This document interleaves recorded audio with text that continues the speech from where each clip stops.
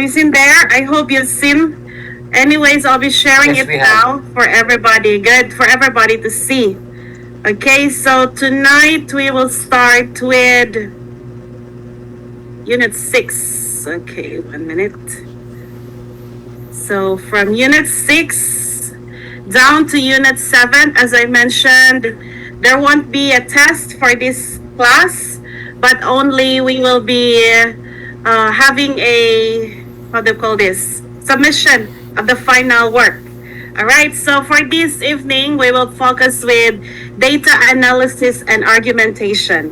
Most of you, you've started with data analysis already, and most of you have submitted to me, and most of the problems are actually aligned, so the argumentation are almost correct. However, this evening we'll just have to give credit to those who's new to this one. Okay, so in this data analysis, we'll be presenting evidence and then integrating the theory that we have already learned. All right, so to start with, let's find out what is the purpose of data analysis. So it's just like you're studying the book of Matthew. So every time you read, there's new lesson that you can get. Am I right? So if you have read the Bible several times in your lifetime, you will understand that what you've understood last year might be different from this year. Well, you're reading it the second or third time already. The same thing with this data analysis. We are reading something, and most often we consider that as raw, okay?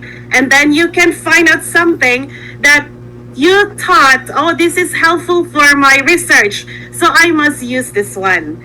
So data analysis is like that. You read something and then you found out something important that you can align with your findings, and then after that transformed it into something like you will align it with your teams, with your patterns, and the connection of this new learning that you have to your research. Let's say there's a book that you've read about the disciples, and you're writing about the disciples. In there, you've understood that one of the disciples prayed to God this way. So your team might be that lesson that you've learned from that book might fall under this theme prayer. Okay, so all the things that we have read, for example, has their teams, right? For example, for the book of Matthew, Mark, Luke, John, they have team. They have different teams. So like the one of the teams could be called prayer. Okay, so what learning have you read in this book that you can put under prayer? Another thing, what learning have you learned in this book that we can put under obeying or obedience, for example? And another thing, what something in this book that I can put under the theme care or kindness? So that is what we call data analysis, analyzing the data. I think I've mentioned this in week 4 about analyzing the data. So not only it has themes, it has also patterns, and it has relationships. Meaning the book that you've read here has something to do with the research that you are writing. As I mentioned also last week, we do not read a book that has no connection with our research. For example, your research is about churches in Cambodia, for example. Now, you are going to read books about churches. If there are books about churches in Cambodia that is already existing in your area, then read them. Why? Because it has relation with what you are writing. Okay, so I hope that one is clear about the data analysis. Another reason for that is to connect evidence, okay, to the central research question. Did you remember how many research questions you have to prepare? So if you have prepared 3 of them, then that evidence you've gathered from the book or other books or manuscripts you have read should have a evidence that you can say that, oh, my data analysis mentioned this and that. And then that should be connected to the question that you have prepared. Let's say one of the questions that came from Cambodia, that was about churches. Okay, so let's say churches. Now, one of the questions there mentioned that what possibilities I can do for people to gather together in unity. Let's say that's the question. Now you're going to read something, a book that has connection with that question, so that you can connect your point here to this one. Okay, so actually I'm repeating the same thoughts in here, but you have to remember this carefully, because sometimes people are forgetful. I am also forgetful. Every time I go out of the house, I forget the keys of the house. So all the time, I ask my husband, can you bring the key? So I'm forgetful. So in research, that there's a tendency that you will also be forgetful. Why? Because you're busy. This week I received a lot of messages. This is my whole week story. That's the reason why I cannot do my homework. Oh, that's fine. I understand that very well. So that is not being forgetful. So here, in purpose of data analysis, let's not be forgetful. Okay? Let's remember the themes, the patterns, the connection of those raw materials that we gather, and then connect it with our research question. So why we have to do that?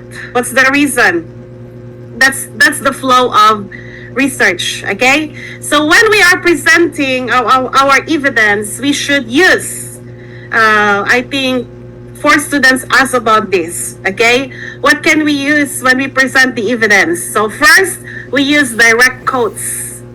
Okay, from the author directly mentioned. Okay, not from another person passed on. Okay, so it's like when we're collecting data, it's always the primary source, not the secondary source. And then we can use also statistics or case examples when we are presenting the evidence. It's like a lawyer fighting for the case in the court. Okay, because your research professor will be the judge of the research. So you're fighting to evidence, and you make sure you will win in your research. Okay, let's say this person said, oh, you cannot preach in Cambodia because it's a closed country, but you found out from your pastor friends, oh, you can preach here, do not worry. So there you can give the quotation mentioned by your friend to prove that the evidence are right. Okay, and the examples of scenarios there are right. Now, presenting the evidence, you should highlight the themes as mentioned earlier. Okay, and when you mention them, make sure that they are right, meaning there's precision, there's clarity of the evidence. You cannot say, as I mentioned last week, oh, according to this and that, and there's no correct source. We cannot make up, okay? We cannot make our own story about our sources. And last one, ensure evidence is relevant and credible. We also mentioned that in week 2. There is always credibility. There is relevance of what we are talking. Otherwise, automatically you will receive the comment? This is only 70% relevant to your research. Things like that. But I believe that you have always the time to reverse, okay? Or not reverse, but maybe you have the time to, how do we call this? Think better about your research, okay? Redoing is difficult, but sometimes we need that. Now, in integrating the theory, we're always with the practicality, right? We don't really care much about the theory. But in research, we have to do that. So that means we're going to link findings to biblical. Make sure there are verses supporting your research, because we are doing a theological research. Number 2, it's theological, so your terminologies should follow that pattern. Another thing, when it's theological, you make sure that It follows the criteria of theological terminologies and how do we call this one? Patterns, okay? And then it's scholarly frameworks. What does it mean? It means that if ever you want to publish your work, it is acceptable, okay? So our goal here is to publish the work. So if we cannot publish the work, at least we can save a church, we can save a community, we can save a country, we can save the world. At least there's one thing that we can do to save the world through our research. Another thing, when we integrate the theory, we compare with existing literature. So I mentioned that already earlier. Like, you read something and then you're going to compare them. Okay, that was also in week 5 that we talk about it. Okay, so you show how theory illuminates practice in your context. So sometimes it's hard if the theories are in conflict. Your understanding is this, but the manuscript you read is like this. That happened. And that's common wherever you go. So it's just like two pastors fighting for one verse. My understanding is this. Oh, you're wrong. My understanding is this. The same thing is in research. So it's important that you have to give light, okay, to the truth about the certain topic that you have. Now, when we are building our argumentation, there is a pattern that we follow. So remember your data that you have collected in the church. You made a survey and everything, right? Questionnaires. You made an interviews with your participants. Okay, for example. And then you're going to interpret them. So in your interpretation, I'm not asking you to make a chart. You can just directly write them, okay, if you want. And I did not ask you for more than 10 or 20, but only 3 to 7 if you can. Okay, only 3 to 7. So after the interpretation, that's the moment you give the conclusion. I don't know, one of you asked here, how can I submit my homework? I'm not done yet with the data, the last 6 homework. So I said, there was no asking of the data if you're not yet finished. And the same with the conclusion, because they go together. Okay? So if you are still in this week, you're still with a collection of data, you're still collecting, no problem. You take your time. Okay? Because you're going to submit this work next month, not this month. Okay? So there should be right interpretation, as mentioned in the previous lesson. So why logical flow? So logical flow of our research is very important. It's just like preaching about prayer. That's my favorite topic, prayer, because I am more closer to God than to people. So I always make time to pray. So prayer, let's say. So you make sure from the first point to the last point, there is a right flow of your message. The same thing in research. It's the same thing, okay? So there's also balance, empirical evidence with theological reflection. Your evidences should support your theological understanding, theological knowledge, your theological beliefs, okay? And of course, your reflection. They should be balanced. You cannot say that Eve ate apple, because the Bible did not say that Eve ate apple. Right? So you will really see Eve, right? And then there's a comma, ate apple. Now, how you will support that? How you will fight with that one? How you will argue with someone who said that if you read that in the manuscript and you're talking about Eve's life? So you're going to make sure that there is theological evidence to support the claim, so that you can correct the standing data which is wrong. That's the goal of research, correcting each other. If the research here is wrong, then there's a chance that if they will read your research, oh, this guy said this and that. They will question both research and will think carefully which one is right. That's one of the reasons why there is research. Okay. Another thing, as I mentioned about logical flow. Sister Cherry, Dr. Cherry. Yes. Sorry to interrupt. I received a message. They said there's an echo. So is anyone In my side, Yes. can you hear me clearly? Yes, Yes, clear. clear. On my side is no clear. echo on my side. Very clear, very clear. Very clear. Is there an echo? No, here. Oh, okay. There's nothing wrong here. Okay, I'm this so, side. all right, thank you, Sorry. Dr. Cherry. Thank you, Yes, thank it's you. okay.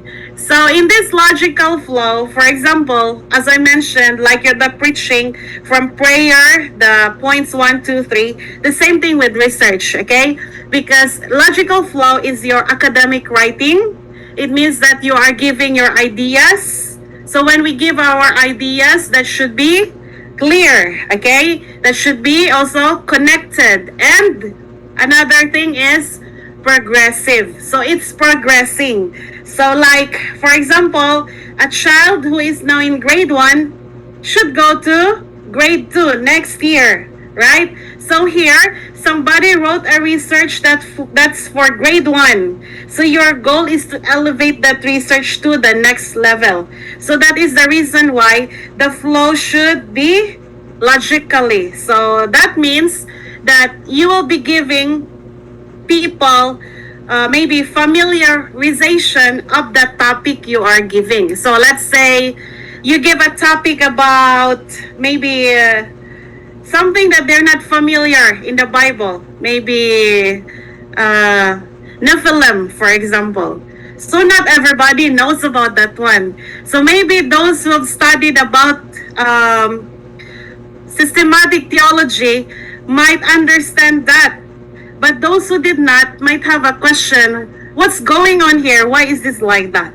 So in logical flow, as I mentioned earlier, you have to remember this, okay? If someone is unfamiliar with your topic, okay, they can read your paper and then they will never feel lost, or they could say that, oh, this paper is good enough. That is logical flow. So if I read your work and I understand everything from the beginning until the end, then I could say this paper is good enough. This week I've seen a lot of paper. They were doing their homework and they were really following the logical flow. Some got 96, some got 91. From 91 to 100, that's excellent work. So if you got around 91, meaning you are doing it, the flow of your work is in logical way. Okay, so if you got like say 67, you got there 60, that's fine. You're on the way there. There's just some correction you need to make. So another thing, when we talk about empirical evidence, it should be observable at first. What does it mean?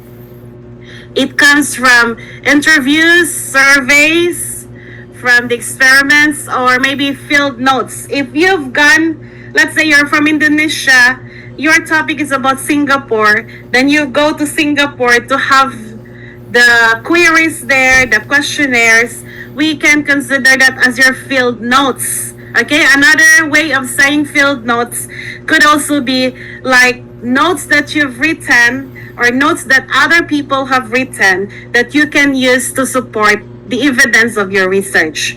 So first, observable. Another thing is measurable. So I think measurable is very important in every scope of education. Okay, so when we say measurable, as mentioned also in week 2, it can be quantified. So what is quantified? There's numbers. Okay, so we give statistics, or we qualified. So the qualified here would go under the teams and the quotes, okay, as mentioned in this previous lesson. Also, when we say the evidence is right, it is verifiable. So it means if I'll search your name in Google Scholar, if I'll search your name in Google, wheresoever I will search your name, they could really say, oh, there's a data about this one and written by Pastor Ronald, okay, written by Dr. Carl, written by Mom Cherry. Okay? Amen. There is something that would support that it is right. So it can be verified. We are familiar with verification. Passing from Malaysia to Singapore, they ask for your passport. They also ask for that white paper there. Okay? They wanna really know and check if this passport belongs to you, if you have criminal records whatsoever. That's verification. And lastly, contextual, meaning it's rooted in actual experiences of participants. So it's not only I made it. Something that we made is right in some context. However, in research, we cannot make up stories. In research, we have to go to an actual experience. That's why I asked you, as much as you can, at least 3 to 7 participants you can interview and you can get their opinion. Because I believe inside a church, for example, you give them one topic, they don't have the same answer for sure. The same thing in research. That's why you have to do it. And then you have to give data about what they're saying. Okay? So, not just abstract ideas. We're good with abstract ideas. Theologians are good with that, right? But in research, we cannot do just abstract. We have to have this actual experience. Now, here is an example. Theology and church planting. I got it from, I forgot the name of the students, but I don't want to mention the name of the students for the sake of their, what's this? Confidentiality. I'll not mention. So this happened in Cambodia. Okay? So the topic of the research is about theology and church planting. So example, I give these comments to him that if we will interview, especially if we're after the quality, for example, our discipleship happens in a small groups at home. So here, we can say that this is empirical. This is empirical evidence because it's a direct observation from ministry practice. Okay, so when we're doing our interview, sometimes we can come up with this conclusion. Our discipleship happens in a small groups at home. So once this is your observation, it would fall under an empirical evidence. Why? Because it's a direct observation from ministry practice. Okay? If you are talking about church planting, because he's talking about church planting. So in the survey result, let's say quantitative, this is where we have the number. If you're using in your research the quantitative research, that's good. If you're using qualitative, it's good. If you're using both, that's much better. Because you can have a much better result of the research. So he mentioned that 70% of pastors in Cavite City report challenges in leadership continuity. So here we can say that this is an empirical evidence. Why? Because it is measurable data collected from participants. So he got 7 participants in this. 70% of those report challenges in leadership continuity. So this is an empirical evidence. Okay, so survey result. And then the last one is the field observation. So during worship, leaders emphasize Acts 2:42 as a model for community discipleship. So this is also an empirical evidence because it's recorded from real ministry setting. Okay, so during worship. So the setting is during worship. Okay, so what did the leader do? The leaders there, they emphasize Acts 2:42 as a model for community discipleship. We all know Acts 2:42, right? And most often, we connect it with discipleship. So this is an empirical evidence. Now, are you wondering what is empirical evidence? We mentioned about that, right? So our empirical evidence should be observable. So we make interviews. It's measurable. We can count them, okay? We can also give the teams. It is verifiable. And the last one is it is contextual. Meaning, we go there and ask them. We don't just write down. Okay? So this is about data collection. We are talking about data collection, okay? Remember your data collection. Now, how to use empirical evidence in your thesis. So first one, we collect data, which you already finished, right? You finished with the collecting. Now, you're already in the coding and categorizing.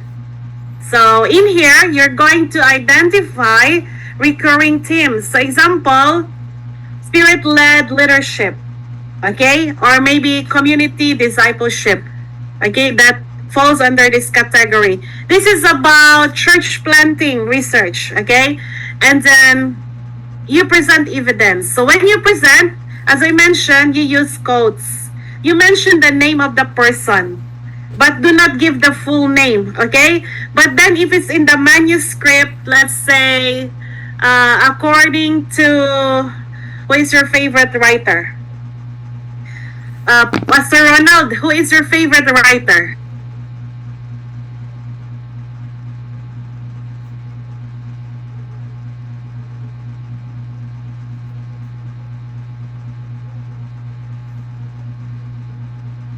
Who is your favorite? Who is your favorite writer? All of them? Okay, let's say book authors. You can type there, guys. Everybody, if you have a favorite author or writer, type it down. Ma'am Cherry, who is your favorite author? Max Lucado, ma'am. Okay, very good. Let's say according to Max blah blah blah, okay? He mentioned this and that. So that falls under the code and categorization. Okay, I think Pastor Ronald. AW, sir, ma'am. Okay, thank you. Dr. Prieto, my friend. Wow. No favor, ah. Okay, that's good. So let's say those are your favorite authors. Then you can mention it in code and categorize because you have to categorize them. Okay, then you present evidence. So you can use their quotes. You can mention the statistics. So this is where you will say 70% of pastors said. Okay, this is where you say 30% of nurses mentioned. It is in presenting your evidence. And then you can also give illustration of your team. Okay, let's say, as I mentioned, if your team is about prayer, Dr. Max mentioned this one, blah, blah, blah. Dr. Davis said, blah, blah, blah. Okay, so it's in here in the presenting the evidence. Another thing, when we integrate theory, so this is a review. So you connect the evidence to biblical and theological frameworks. Let's say you've studied about the book of Acts with Dr. Davy, right? So he also asked you to summarize them. Now here, you did not summarize alone. You were giving your biblical and theological understanding about the book of Acts, right? Am I right? So it is in this one that you will also be doing in your research. But it's not as long as you did with Dr. Davy. If this thing has connection with your topic, then you're going to integrate them. Okay? It's like mixing coffee and tea. Have you ever tried that? Coffee is mixed with tea and drink together? No? You try. It's delicious. In Vietnam, we have the coffee and tea. So we mix together. No sugar. Okay? So they said it's one of the best experiences that they have in Vietnam, drinking coffee and tea mixed together. So here we're doing the mixing of biblical and theological understanding that we have. Okay, last one, we build argumentation. So meaning, we show how evidence supports or challenges existing scholarship. So you are a scholar because you are a researcher, and that's the fact. So here, you become a scholar who loves writing research. So if you have a research already, your friend has already, which maybe he has or she has written 5 years ago, and it happened to be of the same topic as you, then you can check her work if it can support your existing work. So your existing work is about aswang. Okay? Aswang. Your existing work is about aswang. And I've seen there like a lot of books mention about aswang. Now, you try to connect them together so that you can build a good argument. So here, you can mention 5 people, 7 people if you want, or 1 or 2. It doesn't matter because it's a mini research. You have to give the argument. You can say, according to Mr. Paul, aswang is existing until 2025. Now it's 2026. Your research is about it. I disagree with him. If this is where you will disagree and agree with the current or not. You are doing the existing research, okay? You are arguing with the research that was written last year or back. Okay, so from 2025 back. That is what you're doing here. Now, critical engagement with sources. So I am expecting everybody that when you're doing your research, you're not only writing. Research should start from reading. The more you read, the better you write. I can always agree with this one. If you've written so much in your research, it could mean you've read a lot of books about that. The more you read, the more you can write.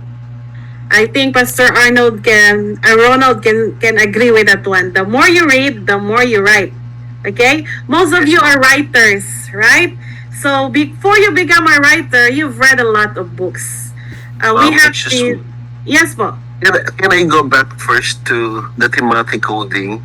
Yes, po. In our assignment for the week 5, I identified five themes. Yes. Data, the frequency and perceived impact. I made a table for it. Is it okay? That's correct. You can make a table. You can make a graph if you want. There's no, how do you say? I did not give you like limit on how you will present your work in a graph or a table. But most often people are using the table so that it's understand. Thank you. So everybody can do the same using table or graphs. Your choice. As long as you understand your research, I Yes. believe I can understand that too. Thank Right? you. Yes, you're welcome. So first, critical engagement with sources. We have to do that. If you are familiar with the Great Commission, okay? The Great Commission was not given only to pastors and workers, to theologians, but to everybody, right? So the bolder we become in discipleship or in our soul winning, the better things we can do for Jesus, right? And the more souls we can save.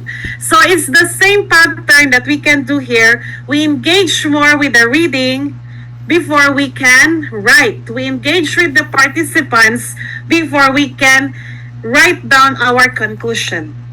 So another thing is the depth of analysis. So we give there the right analysis of something. We don't make up, as mentioned earlier in the previous lesson. Also, we have to give our clear, not only clear, but persuasive. If you will tell me this and that, I will be convinced to believe you, right? Most students, they believe their teacher without validation. Most students, they believe their teacher without verification because the teacher is persuading them, right? The same thing in your research, you persuade readers to believe you. Okay, your arguments that you believe that maybe after 5 years, when students will read from Piedmont College of Theology, they would say, oh, this is the work of Pastor Adi. I will follow what he's mentioned here. It's like that. When they read it later, there is a pattern that they can follow. They would agree with your thoughts because they believe you are right at some point in your research. Not everybody will agree with our research, and it's okay. The same thing in life. Not everybody is our friend, right? And that's okay. Anyways, we can love our enemies too, right? So here, another thing that we need to remember is critical engagement. So how does it look like? First, we summarize accurately. You've done that in the book of Acts, right?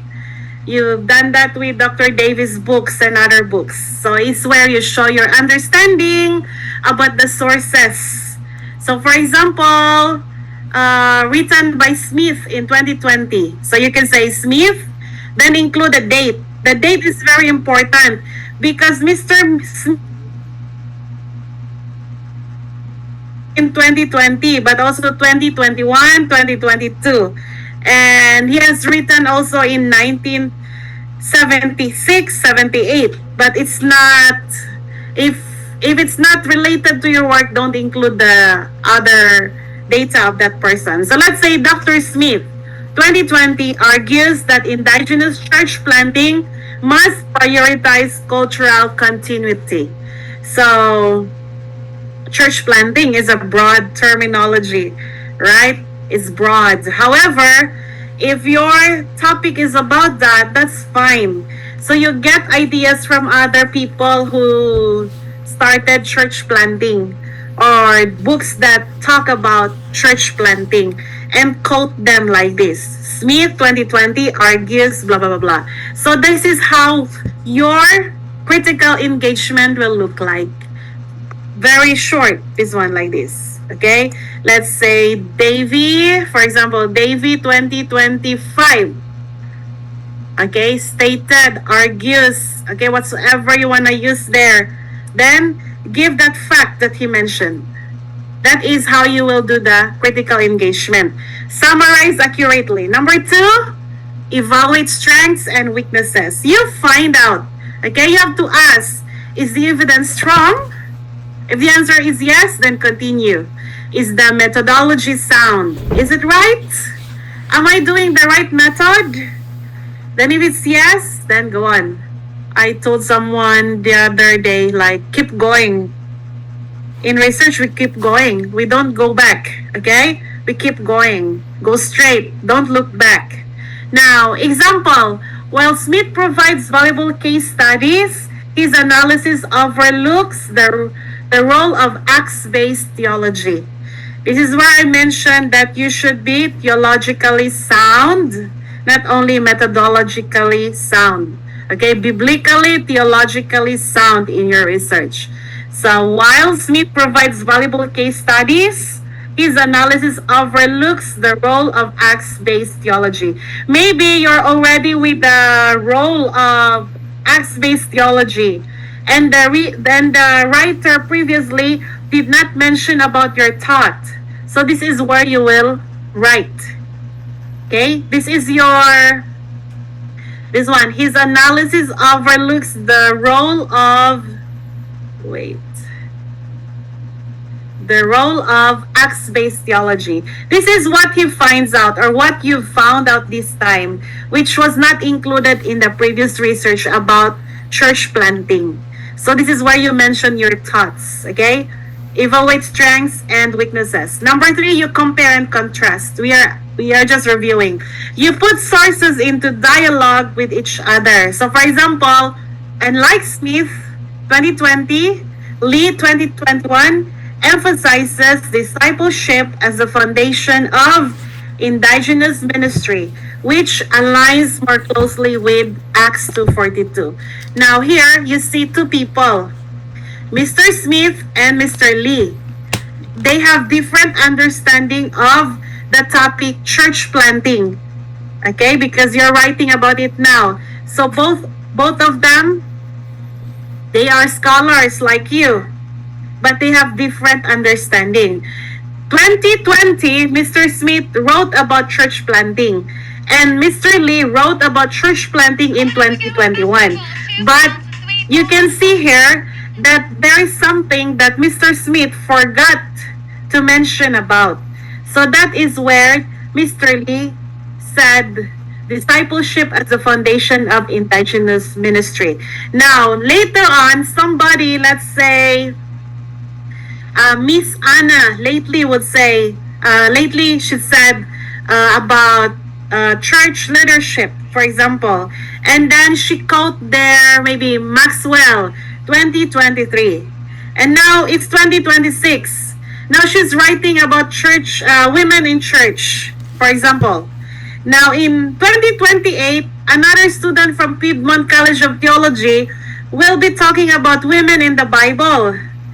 That student in 2028 can quote what Miss Anna is writing in 2026. Miss Anna said that women in the Bible can pray together.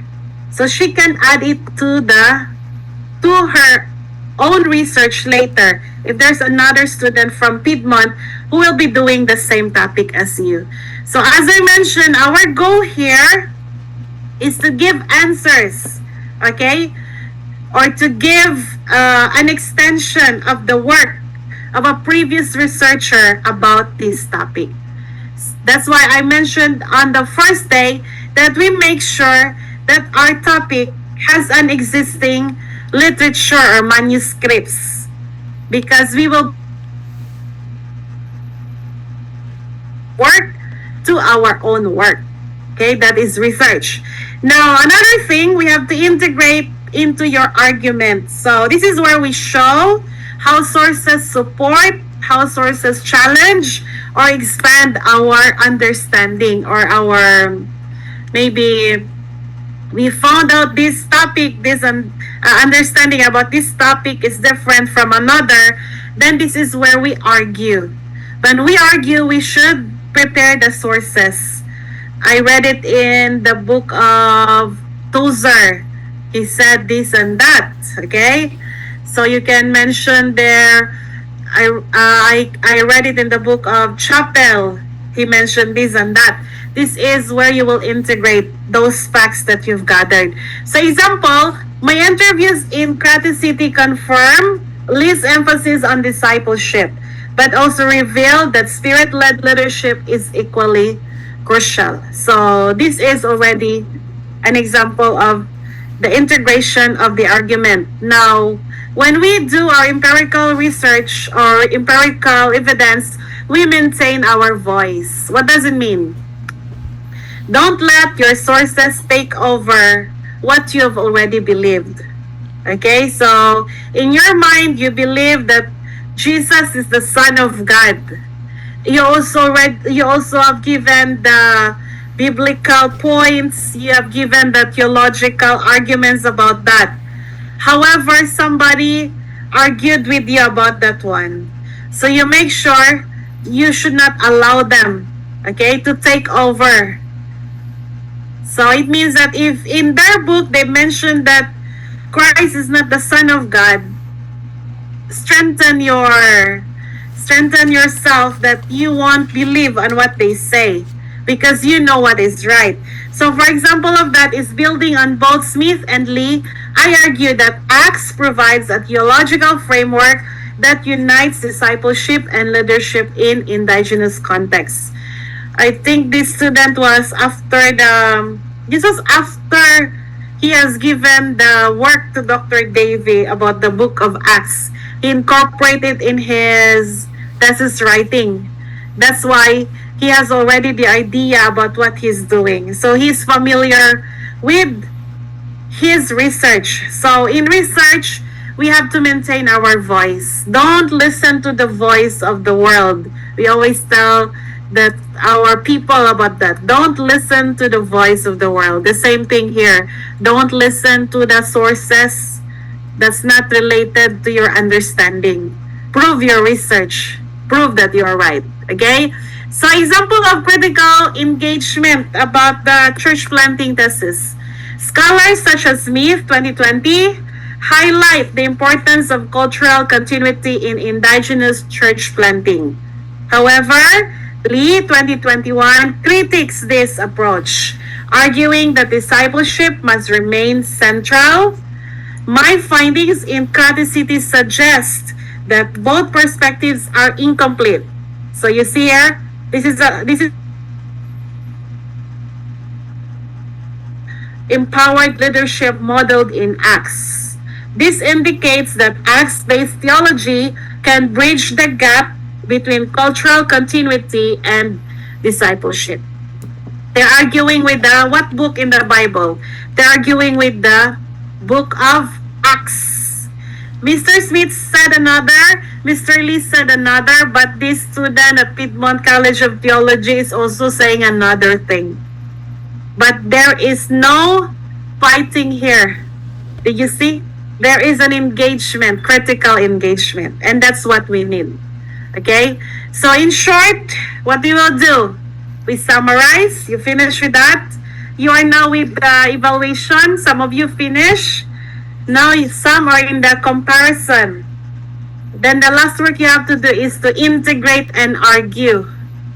Okay, so that's the logical flow of your critical engagement.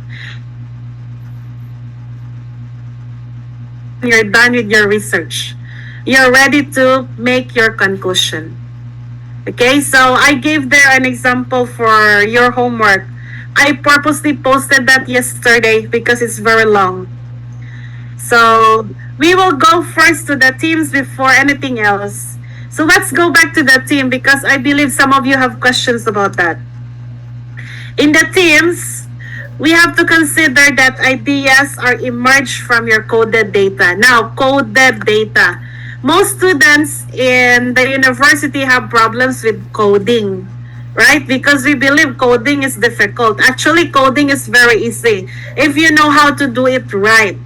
So sometimes because we thought it's hard, our mind is also thinking, oh, it's really hard. I can't do that. But you have to understand that everything is hard in this life, right? It's our mind, the positive mind, okay, our mind setting that would lead us to a good outcome. Now, let's say themes are the recurring patterns or ideas that emerge from your coded data. So examples of theme from the church planting in Karate City. You look at here. Spirit-led leadership. Number 2, community-based discipleship. Number 3, perseverance amid opposition. Number 4, contextual expressions of faith.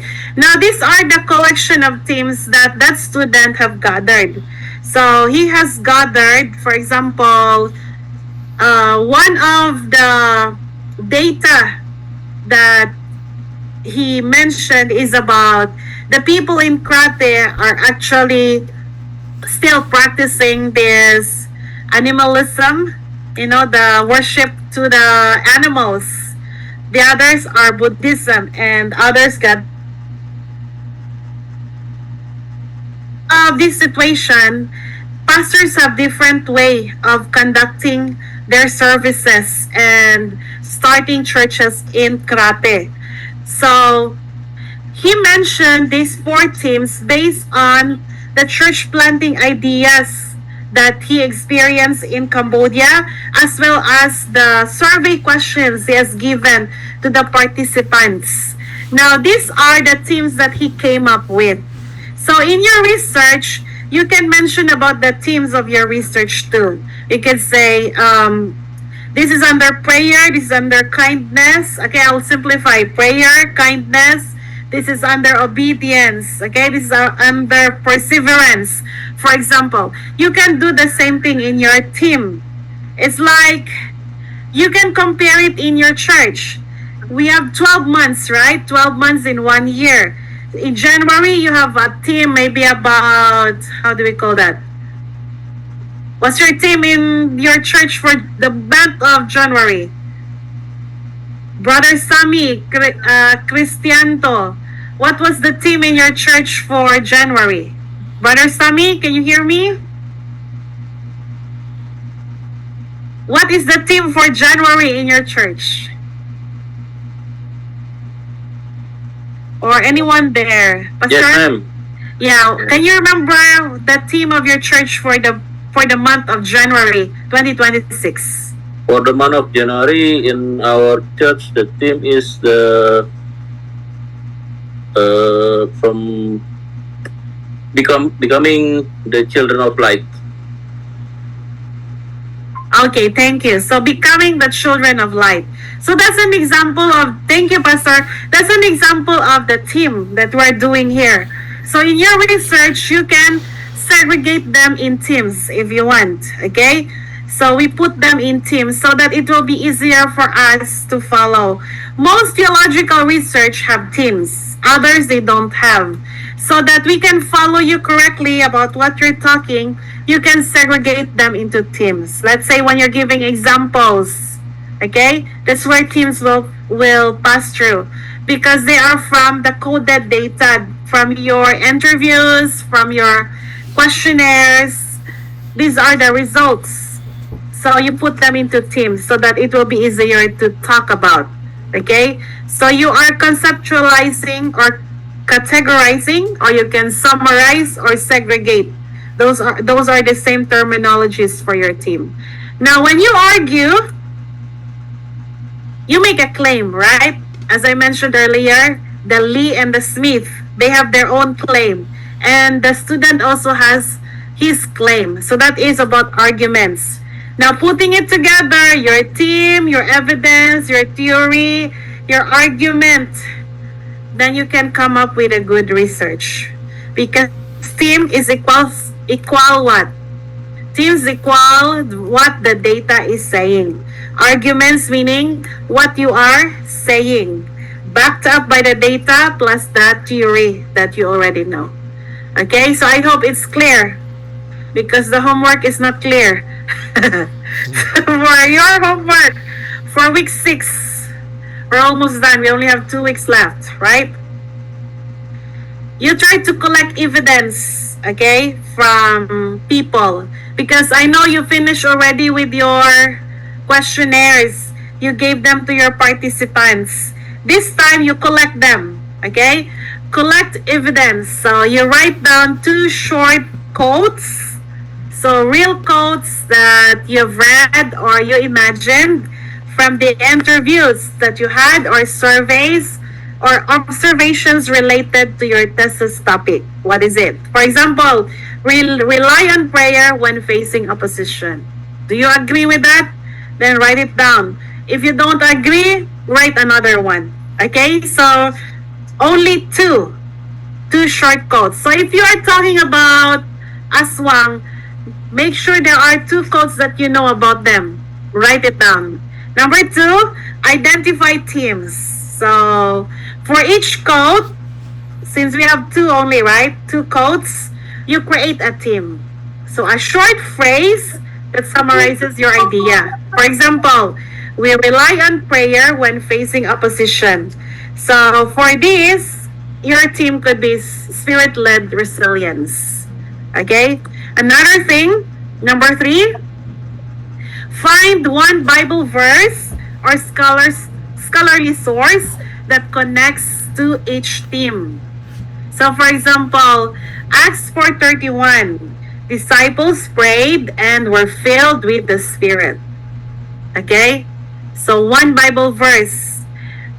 The number 4, step 4, write 3 or 4 sentences showing how are connected. So you add your theory, okay? The interview is reliance on prayer reflects spirit-led resilience. This aligns with Acts 4:31, where prayer empowered the early church. Therefore, spirit-led leadership is essential for indigenous church planting in Crates City. So what did he add here? He adds the theory and the theory connection. He connected his own theory, what he is thinking. Okay? That's what you can do. Now, here's the example. This is an example of, I gave one example of how you will do your homework. Your homework will only look like this. Do not add more pages, okay? I am only asking 4 steps. So you follow the pattern I gave. This is an example of the homework that you will do. So step 1, we collect evidence, right? So we rely on prayer when facing opposition. Number 2, we rely on prayer when facing opposition. My team is spirit-led resilience. Okay, if you are doing number 1. Now, in number 3, you connect it with the book of Acts 4:31, meaning you find in the Bible something that is related to your research. And then step 4, this is where you combine them together plus your own understanding. So that's how you will do that. If you can do this, so you can surely collect, you can really prove to yourself that you have collected the right evidence, you have identified the right teams, you already know how to connect your theory, and you already know how to build your arguments in a clear step-by-step way. So before you give it to me, you ask yourself about this one. Okay, the 4 questions. If you have already presented your collection correctly. Okay? So follow this pattern. Do not go out from this one. Do not add anything. Write your name only. Your name, your course. For nothing more. Okay? So that you won't be confused. Because if you are done with week 5, this is your week 6 work. Combine them together. And next week, we are already finished. That's our last topic next week. Okay, so I know it's not clear. When I was also listening to my professor, I think 18 years ago, I had also problem. Because it was my first. But the better you write, the more you write, the better your understanding later. I hope that helps. Oh no. It's 9:32, seriously. Sorry, I took the time.